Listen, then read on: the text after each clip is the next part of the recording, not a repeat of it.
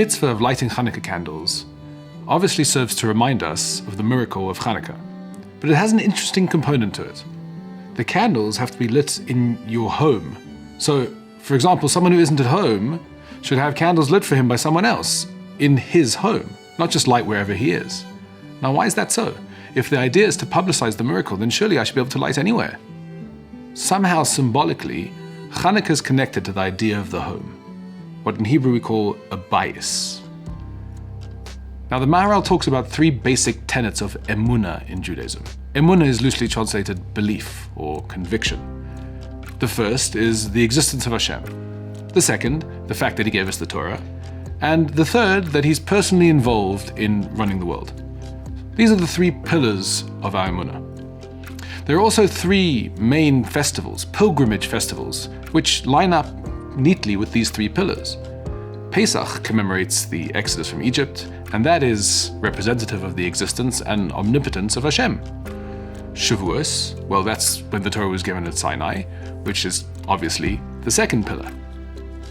The third, Succos, celebrates the miraculous protection of the Ananei HaKavod, the clouds of glory, which corresponds to the third pillar, Hashem's protection of the Jewish people, meaning his direct personal involvement in our world.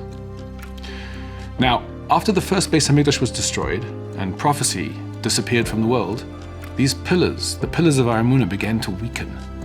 And our sages saw a need to introduce two new rabbinical festivals to reinforce them. Purim was introduced as the rabbinical equivalent of both Pesach and Shavuos together. You see, really, Pesach and Shavuos are kind of one long festival, with the counting of the Omer connecting them. The Exodus only was what it was because it was connected to, its goal was, its telos was the receiving of the Torah. So too Purim is about us being saved from the enemy and our recommitment to the Torah. So Pesach and Shavuos together. The second rabbinic festival, Chanukah, is the counterpart of Succos. The clouds of glory, the protection, it reaffirms the fact that Hashem is involved intimately in our daily lives. Also, the military victory was, as we say in our prayers, the victory of the individuals. The word bayis, the home, also means inside. It's the interior, the personal, the private domain of each individual.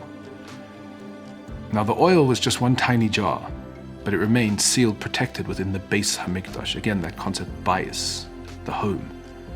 And the word Chanukah itself also refers to this rededication or reinauguration of the bayis. Maybe this Chanukah, when we spend some time reflecting in the reflection of our candles, we could try to strengthen our emunah that Hashem is intimately involved in our personal world, our bayis.